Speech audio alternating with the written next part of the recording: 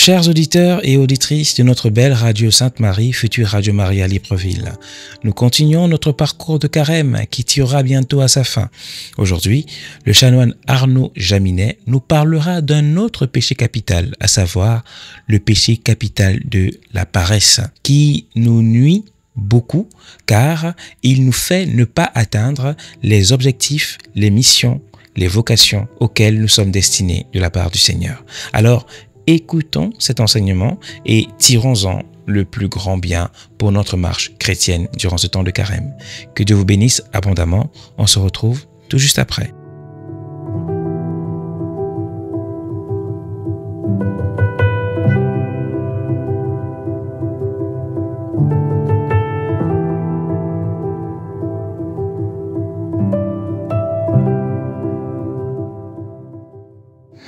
Chers amis de Radio Sainte-Marie, future Radio Maria, c'est le chanoine Jaminet qui vous parle.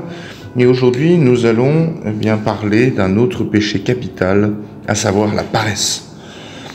Ce 7e péché capital n'est souvent pas celui que l'on dit. Il est en réalité beaucoup plus grave que la paresse. Ce défaut presque banal qui fait qu'on reste au lit, tout ça, quand le réveil sonne, qu'on remet à demain ce qu'on devait faire aujourd'hui, eh bien, c'est un vice mystérieux qui a un autre nom en fait. L'acédie. Acédie, A-C-E, accent, je sais plus comment on appelle cela, quand c'est l'accent vers la droite, D-I-E, et sa définition latine, c'est la tristesse du bien divin. Et en fait, c'est un danger mortel parce que petit à petit, alors que sa morsure est indolore, comme la paresse, on ne sent pas trop venir, eh bien son venin va paralyser l'âme jusqu'à couper toute la relation à Dieu. Elle va couper notre élan vers Dieu. C'est l'assoupissement spirituel des disciples à Gethsémani. Ça tombe bien que nous étudions ce péché en ce moment, puisque ça arrive bientôt, ce moment de Gethsémani, de l'agonie du Christ au jardin des Oliviers. Voilà, et les anciens la surnommaient le démon de midi, ou la tentation du milieu du jour, parce que cette grosse fatigue intérieure, cette apathie spirituelle, ce dégoût des choses de Dieu, cette envie même d'aller voir ailleurs, elle arrive surtout à l'heure du midi de la vie, voyez, de la quarantaine, de la cinquantaine, quand finalement il n'y a plus grand chose à aller gagner, que notre vie est déjà bien commencée et que, parfois bien ratée, ou qu'au contraire, nous avons atteint un peu le maximum. Alors, deux approches. Tout d'abord, elle est une tristesse du bien divin. Elle s'oppose à la joie que procure la présence de Dieu. Elle ébranle l'âme, elle débranche aussi l'âme qui allait vers Dieu. C'est comme une lampe qui s'éteint progressivement. La jalousie, c'est une tristesse du bien d'autrui. L'acédie, c'est la tristesse du bien divin. Elle attaque directement la charité, l'amour pour Dieu. Elle provoque une langueur spirituelle, un dégoût de la prière. Quand nous prions, par exemple, l'acédie nous rappelle tout de suite « Ah non, mais attends, il y avait telle ou telle chose que tu devais faire, telle ou telle préoccupation qui en fait n'a rien à voir avec la prière et qu'on pourrait très bien d'ailleurs remettre à plus tard, mais là, ça nous semble très urgent. » Voilà. Quand on a ce genre de choses, c'est qu'on est typiquement dans l'acédie. Un peu de théologie, donc, pour qu'on comprenne bien ce que ça veut dire la tristesse face au bien divin. Normalement, devant un bien qui se présente à nous, quel que soit devant une chose qui se présente à nous, si elle nous apparaît comme bonne, il y a trois mouvements de l'âme. D'abord, il y a l'amour, l'inclination générale de l'âme vers ça, on sent que c'est bon, et donc on se dit je vais aller vers. Ensuite, on a le désir, c'est-à-dire c'est la mise en mouvement de nos puissances pour atteindre ce bien, et quand ce bien est atteint, il y a la joie. Donc normalement, vous voyez, quand l'âme atteint Dieu, elle devrait être dans la joie. Et là, justement, nous ne sommes plus dans la joie. Quand nous allons vers Dieu, nous n'avons plus ce désir de Dieu, nous n'avons parfois même plus du coup cet amour de Dieu. Nous ne trouvons plus notre joie en Dieu. Donc, tristesse du bien divin et dégoût de l'action. Ça, c'est le deuxième aspect de l'acédie. Donc c'est un dégoût de toute action, même de celle qui consiste à se reposer en Dieu par la contemplation. C'est-à-dire même la prière, qui n'est pas à proprement parler une action, si vous voulez, on n'est pas en train de faire quelque chose, on n'est pas dans une chose utile, même ça nous dégoûte. Plus largement, d'ailleurs, c'est un dégoût de la recherche du bonheur, qui est pourtant ce qu'on cherche tous. En fait, c'est un dégoût de presque tout. Hein. Voilà. L'acédie, c'est pas seulement un moment de déprime, pas seulement un passage à vide, c'est un vice. En fait, c'est une habitude stable, acquise par la répétition d'actes volontaires. Donc, au final, elle va être, alors attendez, j'ai perdu ma ligne. Au final, elle est un refus d'aller vers notre but, d'aller vers notre fin, à savoir le ciel. Au départ, c'est une simple stagnation, on n'avance pas, mais on recule pas non plus. Et puis petit à petit, parce que dans la vie spirituelle, celui qui n'avance pas recule, eh bien elle devient une chute, un refus de nous mettre en marche vers Dieu. Au début, on est là, faut que je prenne une pause dans ma marche vers Dieu, parce que c'est fatigant, Et puis en fait, très rapidement, parce qu'on n'a pas voulu avancer, eh bien en fait on chute. Voilà. Bernanos, un romancier, écrivain des années 1930, a écrit un livre qui s'appelle « Le journal d'un curé de campagne ». Et les premiers mots du livre, les premiers mots que dit le curé, c'est « Ma paroisse est dévorée par l'ennui ». En fait, les gens en ont marre, les gens ne veulent plus aller au ciel. Et là, il est impossible, je trouve, de ne pas penser à notre jeunesse qui en fait s'ennuie profondément quand elle est vautrie au sol sur son téléphone portable. Ces jeunes qui sont abrutis de vidéos TikTok, enchaînés à des distractions, sont avilés aussi par la pornographie, que ce soit par les images, les vidéos, etc., explicitement pornographiques, mais aussi, je dirais, par la pornographie ambiante, qui fait que nos jeunes filles s'habillent très mal, de manière extrêmement façon, comme on dit, etc., par la pornographie du langage aussi, quand on entend la jeunesse parler, ça parle quand même souvent de choses en dessous de la ceinture, et même les insultes, etc. Tout est beaucoup dirigé là-dessus. Le regard, les images, tout ça. Il y a une chose ambiante, et c'est un Solzhenitsyn, qui était un Russe qui avait été emprisonné par les communistes, et qui disait, il est beaucoup plus, quand il est revenu en Occident, en France et aux États-Unis, il a dit, vous savez, on enchaîne beaucoup plus facilement un peuple avec de la pornographie qu'avec les miradors, avec les camps de prisonniers. Donc ça, il faut y faire attention, ça coupe vraiment à la liberté, et c'est aussi pour ça que c'est un des vices qui provoque beaucoup la paresse. Voilà, je ferme la parenthèse là-dessus, mais ça c'est vraiment important de lutter contre cette ambiance. Donc, mesdames, obligez vos filles à s'habiller correctement, messieurs, vous qui êtes des papas et les grands frères là, c'est pas au nom de non, moi je suis le chef, je suis l'homme, je commande. Non, dites-leur que c'est pour elles aussi. Vous voyez, c'est toute la société qui doit faire un effort sur ce sujet-là. Donc je ferme cette parenthèse. Donc toute cette jeunesse qui est incapable de se lever, de se prendre en main pour avancer. Vous voyez, je fais une autre citation de Bernanos qui dit que en fait ça c'est un peu une fuite.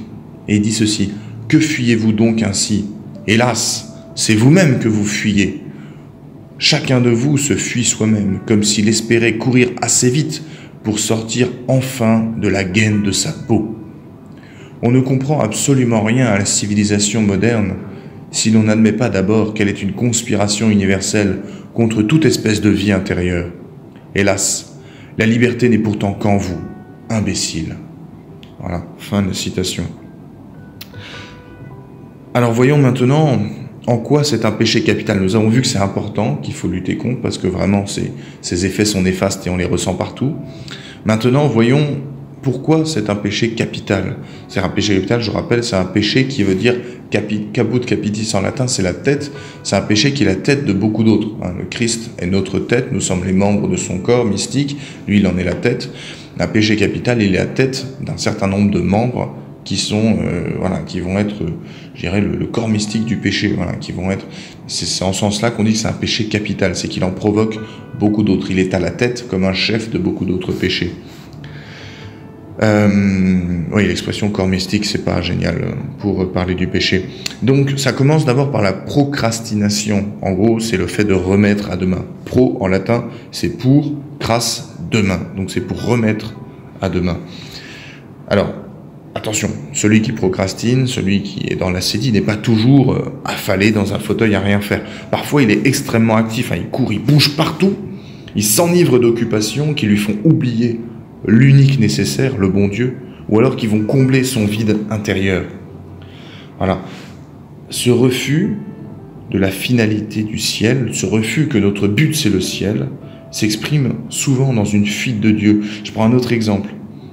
Les gens qui écoutent de la musique tout le temps, très fort, tous ces jeunes-là qui ont en permanence les écouteurs dans les oreilles et qui s'abîment, même qui s'abîment déjà, Louis, qui perdent, quand ils seront vieux, papa, vieille maman, s'ils n'arrivent plus à entendre ce qu'on leur dit, il ne faudra pas qu'ils se plaignent, ils ont écouté la musique trop fort.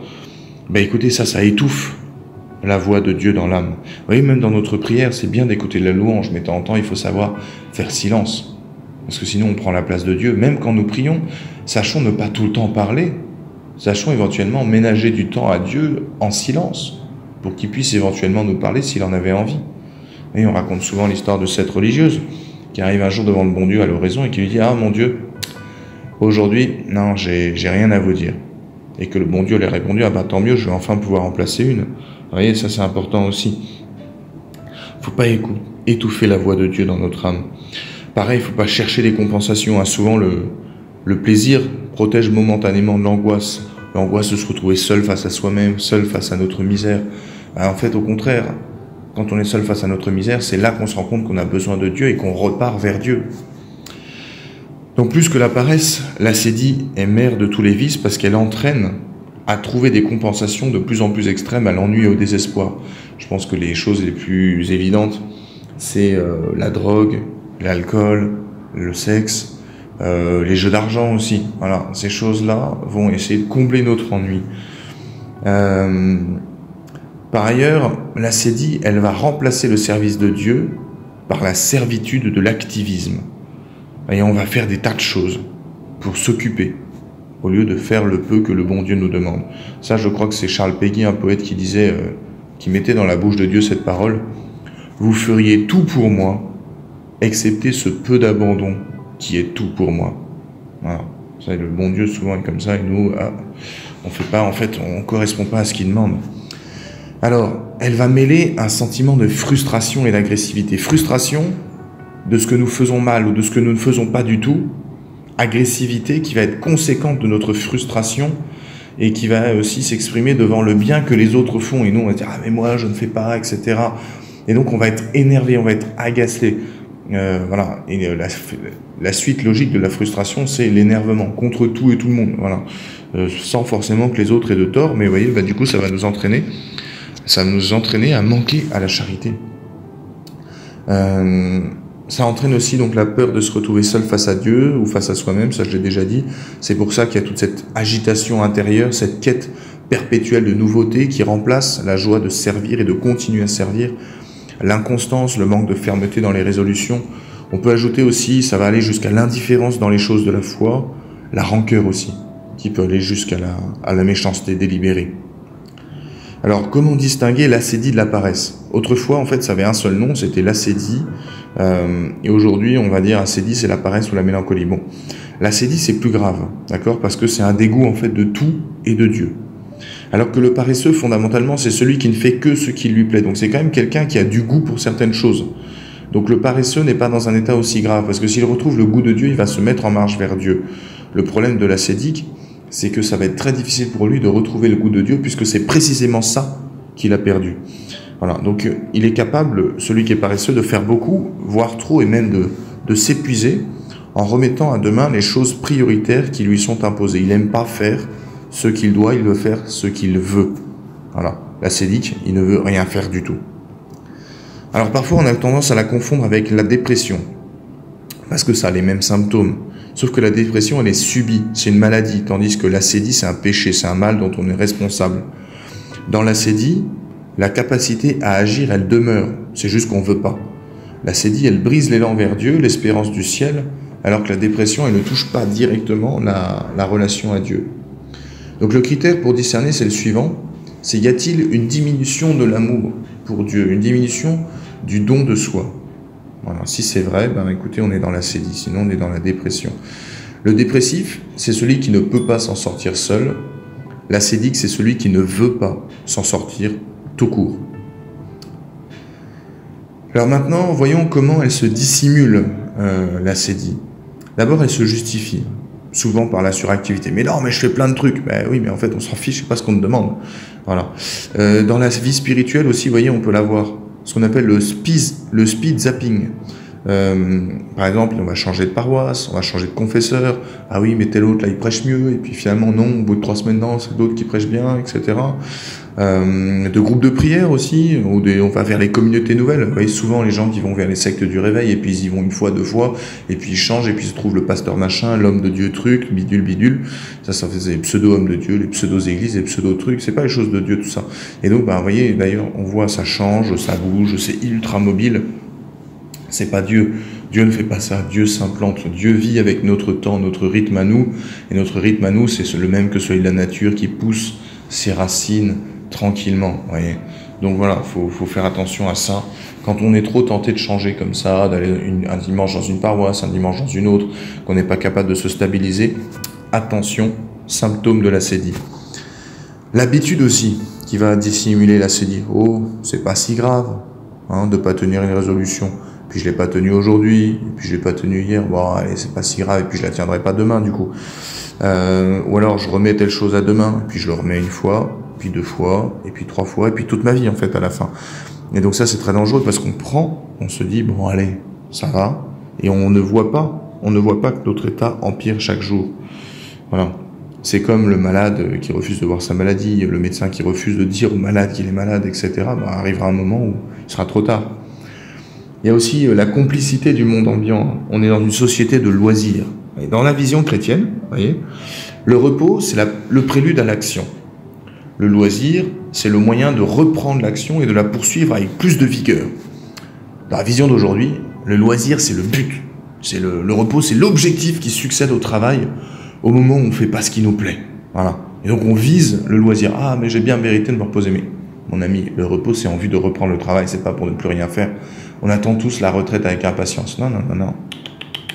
La condition normale de l'être humain, depuis la Genèse, c'est le travail. Le travail, c'est quoi? C'est la participation à l'œuvre du gouvernement divin. Sa pénibilité, c'est la conséquence de la malédiction divine suite à notre péché. C'est une punition. Donc c'est effectivement pénible, mais c'est pas la faute de Dieu. C'est notre faute à nous. Voilà. Ça aussi, c'est important parce que sinon après on est là, ah oui, machin, Dieu. Et n'accusez pas Dieu. C'est nous-mêmes qui nous sommes mis dans la situation. C'est pénible, je n'en disconviens pas, mais ce n'est pas la faute de Dieu. Une forme d'acédie qui est très présente dans notre monde, c'est le besoin aussi de changement, de transgresser les soi-disant codes qui sont en fait les lois de notre nature. C'est pas des codes sociaux établis par je sais pas quoi. On entend souvent les féministes par exemple dire c'est le patriarcat, c'est des bêtises. Notre nature est faite ainsi. Vous voyez, je prends un exemple, vous voyez, sur ce fameux patriarcat. En raison de l'augmentation du coût de la vie, qui fait que il faut que les femmes travaillent aussi, elles délèguent à d'autres le soin d'élever leurs enfants. Vous voyez, donc, soi-disant, c'est pour casse les codes établis, la femme aussi peut s'épanouir au travail. Non, mais en fait, le travail n'a jamais été fait. Enfin, malheureusement, depuis la malédiction originelle, elle n'est plus faite. Le travail n'est plus fait pour notre épanouissement. Le travail, c'est l'œuvre de gouvernement, participe à l'œuvre de gouvernement divin. Ce qui fait le bonheur, c'est la pratique de la vertu. Et la vertu, c'est pénible à acquérir. Et donc, d'abord, il faut faire ce que nous devons et non pas ce que nous voulons faire. Voilà. Et donc, le travail extérieur, le travail manuel pour gagner le pain, ou intellectuel pour gagner le pain, c'est ce qui est pénible à l'homme parce que c'est là qu'a été attachée sa malédiction. Alors que pour la femme, ça va être l'éducation, etc. des enfants parce que c'est là qu'est attachée sa malédiction. Vous voyez, donc c'est pour ça que, oui, parfois il faut que les femmes travaillent, notamment aujourd'hui parce que le coût de la vie est trop élevé, mais il ne faut pas donner à nos filles cette mentalité de faire carrière. Cette mentalité aussi qu'on donne aux enfants de l'épanouissement personnel. Non, d'abord on travaille pour avoir un travail, pour gagner de l'argent. Si un jour on peut s'épanouir dans le travail, très bien. Si un jour on peut trouver un travail qui nous plaît plus, tant mieux. Mais pour le moment, ce qu'on nous demande là, c'est d'abord d'avoir un travail pour nous nourrir, pour avancer dans la vie. Voilà, ça c'est important aussi.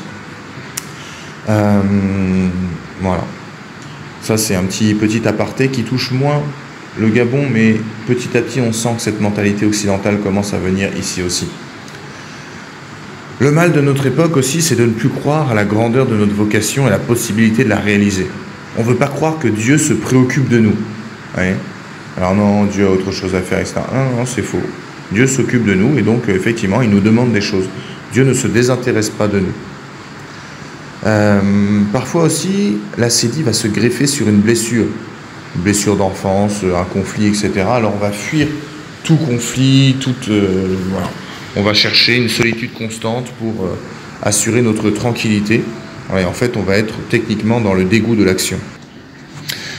Alors maintenant, il nous faut voir comment reconnaître l'acédie, parce que c'est bien, là on a vu comment elle se cachait, etc.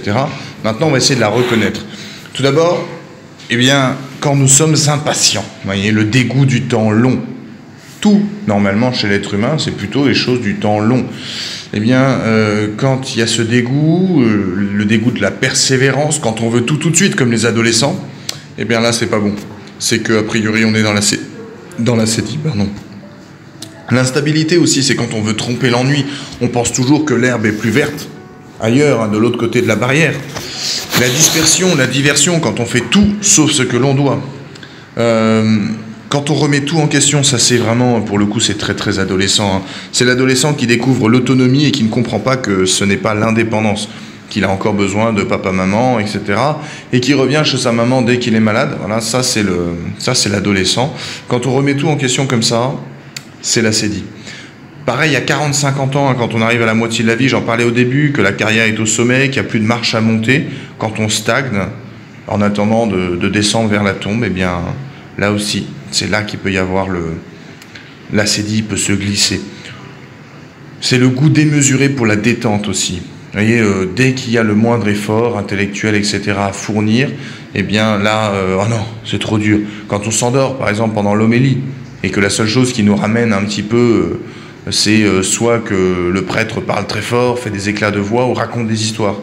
Eh bien là, on est aussi dans l'acédie, quand on n'est pas capable de se concentrer intellectuellement, quand on dresse l'oreille que pour les choses un peu frivoles, eh bien là, c'est pas bon. Vous voyez, en politique, en politique et ailleurs, mais notre époque a remplacé la conviction intellectuelle par la séduction du discours. Voilà. Alors comment remédier à l'acédie? C'est maintenant ce qu'il nous faut voir.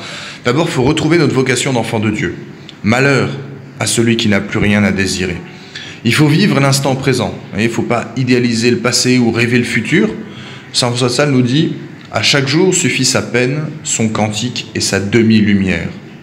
Il faut redécouvrir la prière aussi. C'est un combat, la prière. Sainte Thérèse de Lisieux, vous voyez, pendant 9 années au Carmel, elle a connu quasiment que la sécheresse spirituelle. Donc c'est un vrai combat de tenir dans la prière. Il faut aussi, selon l'expression des moines, il faut garder la cellule. Il faut tenir le front, garder le pays, tenir là où on est et pas changer de cap. C'est pas quand on est dans le trouble, vous voyez, qu'on prend les grandes décisions. D'abord, on persévère, et quand on sera calmé, quand les choses iront mieux, là, on pourra se poser la question, est-ce que je fais bien, etc. Il faut être, vous voyez, et non pas faire. Vous voyez, je pense aux prêtres, par exemple. Nous, c'est le danger qui va nous guetter. On va faire des choses, ouais, voilà, machin. Je vais donner aux pauvres, je vais aller visiter les malades. Bon, c'est bien. Mais est-ce que d'abord tu es prêtre? Est-ce que tu fais la base de ton travail de prêtre? Est-ce que tu vis en prêtre? Et on a parfois tendance à remplacer notre être de prêtre par des actions. Voilà, on va faire le prêtre. Non. D'abord, il faut être. Ça, je dis ça pour les prêtres, mais c'est valable pour plein de choses. Pas faire la maman, mais être une maman, pas faire le papa, mais être un papa, etc., etc. Comme l'élève qui fait semblant d'étudier, qui fait devant le professeur, qui fait celui qui est sage, qui travaille bien et qui en fait derrière fait n'importe quoi. Il fait l'élève, mais il n'est pas élève. Il faut pratiquer aussi l'humilité pour pas se décourager. Voilà, se dire c'est normal que j'ai des misères et des faiblesses, tout va bien, c'est l'état normal. Il faut pas hésiter à pleurer auprès du bon Dieu, se plaindre amoureusement, nous dit Saint François de Sales, de nos sécheresses, de tout ce qui nous embête, de tout ce qui nous dérange, de tout ce qui nous freine dans la vie spirituelle. Pareil, ne pas trop dormir, c'est pas le moment, c'est pas parce qu'on est dans cette acédie qu'il faut se dire voilà, je passe ma vie à dormir sous prétexte de récupérer, etc. Il faut agir à temps, ne pas remettre les choses en lendemain. Il faut prendre des initiatives, ne pas toujours laisser les autres décider pour nous. Il faut combattre l'oisiveté et faire chaque chose aussi comme si c'était la seule que le bon Dieu voulait que je fasse dans toute ma vie. Faire chaque chose à fond. Ne pas remettre en cause des engagements. Voilà, on tient le pays et on verra plus tard. Mais si on était parfaitement éclairé, on ne s'engagerait jamais. Si on savait exactement dans quoi on s'engageait jamais.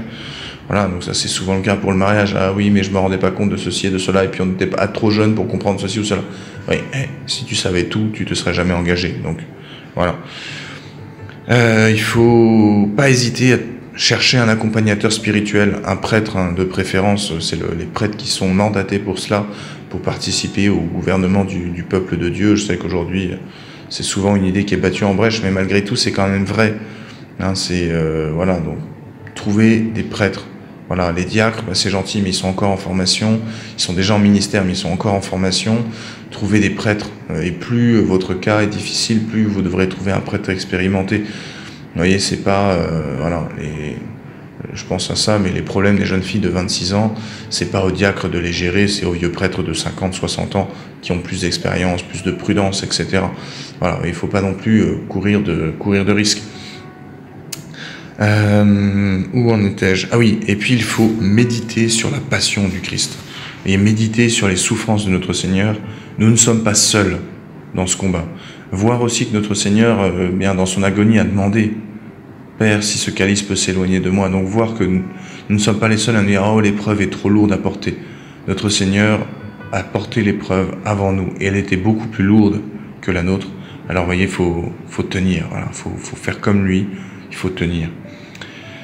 En conclusion, eh bien, rappelons-nous que Dieu est avec nous dans les tentations. C'est nous qui ne savons pas le discerner. Hein. Je ne sais plus quel saint disait ça. Ah, mon Dieu, où étiez-vous? Je crois que c'est un père du désert dans les premiers siècles. Mon Dieu, où est Saint Antoine, je crois, au milieu de ses tentations. Il disait, ah mon Dieu, où étiez-vous, etc. pendant toutes mes tentations. J'étais là. Sainte Thérèse d'Avila, je crois aussi, avait des tentations très violentes contre la chasteté, des tentations très humiliantes. Et après, elle demande au bon Dieu, mais où étiez-vous, mon Dieu, pendant que j'étais tenté, pendant que je combattais? Et Jésus lui répond, j'étais là, dans ton cœur, et je me réjouissais de te voir lutter pour moi. Voilà. Et rappelons-nous, ne lâchons jamais la prière. Un père du désert, pareil, disait, celui qui prie vit encore. Voilà. Donc, tant que nous prions, tant qu'il y a de la vie, il y a de l'espoir, tant qu'il y a de la prière, il y a de la vie. Et ainsi, eh bien, nous serons des saints et nous irons au ciel. Dieu vous bénisse.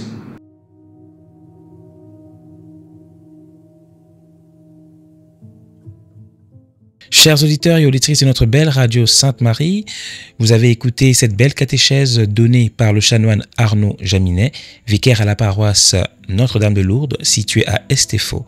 Il nous a entretenu sur le péché capital de la paresse. Donc aujourd'hui, nous savons comment ce péché se déploie en nous, comment il nous rend inertes pour accomplir les vertus, les missions, le travail que nous devons faire.